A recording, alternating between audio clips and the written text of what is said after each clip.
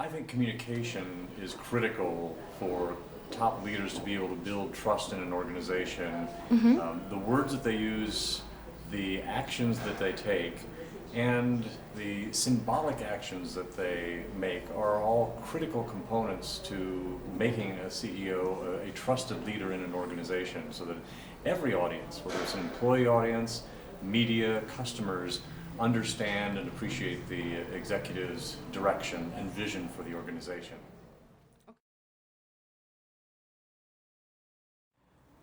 There are three important lessons that a CEO must remember. Probably the most important, I think, and one of the most difficult, is to listen and then speak.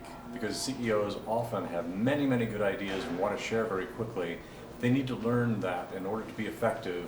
They must listen before they speak, because as soon as they say something, that any audience that they're talking to, especially employees, will be reluctant to share their ideas, especially if they're different from a CEO's. So listen before speaking. Another one is to have a vision, but to share the vision. Because so many executives might have a vision for their organization, might have a plan written down, but because they keep it in their desk drawer, they really don't have a vision, because it's the people in an organization who really help make it real, who make it come to life. So share the vision. Another one is walk the talk. And that really means that an executive's actions and the words must be aligned.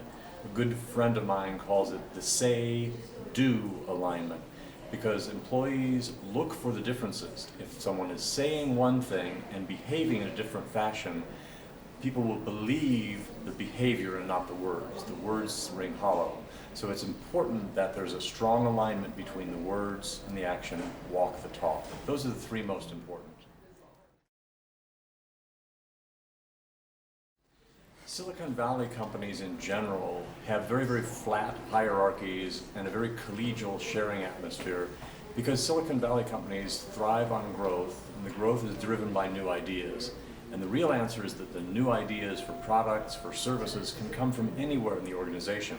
Most of them come from research and development, but can come from the sales force, they can come from the marketing organization.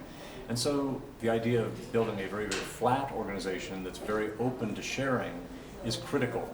And it's true because a lot of the Silicon Valley companies are startups and they're very small, so it's very easy to share when you're small. The secret is, how do you keep that open communication atmosphere and culture going as you become larger and more institutional?